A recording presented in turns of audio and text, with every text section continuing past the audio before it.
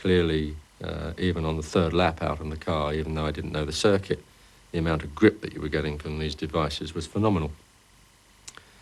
I'm not sure what happened. Coming into my third lap in qualifying, I approached the fast downhill section just before the pits there on that street circuit in France. And the back of the car snapped away from me.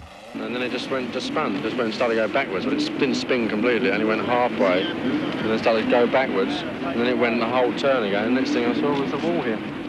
Whether it was a mistake, or whether, as some believe, and I do, that this tall rear wing up on stalks suddenly fell over backwards, and as it went over backwards, of course, the downforce incidence from this position turned to lift in this position as it went over backwards, and may have picked the back wheels of the car off the ground.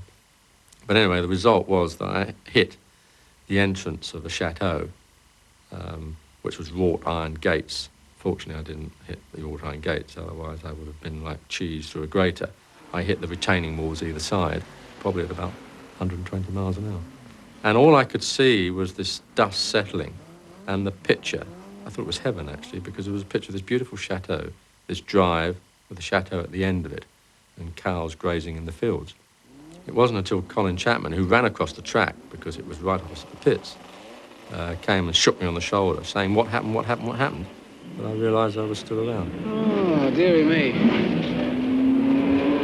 Brandy, I think.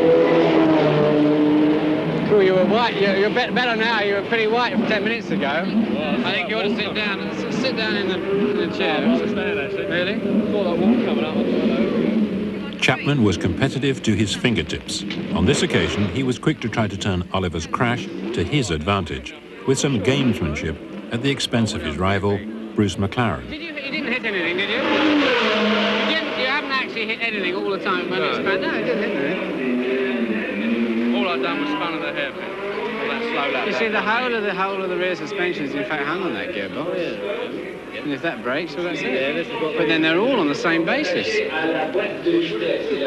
Hey, Bruce, look, I think I better tell you, the gearbox bell housing broke, and you know the whole of our rear suspension's hung on the gearbox, same as yours. And it's just broken in half in the middle. You know, the bell housing's got a hell of a load in it, if you think about it. That's all that's happened, it's just broken in half. I'm bringing Graham in, I'm not going to run him like that. You better have a look and see if there's any cracks in your bell housing. Do you think we ought to have time in?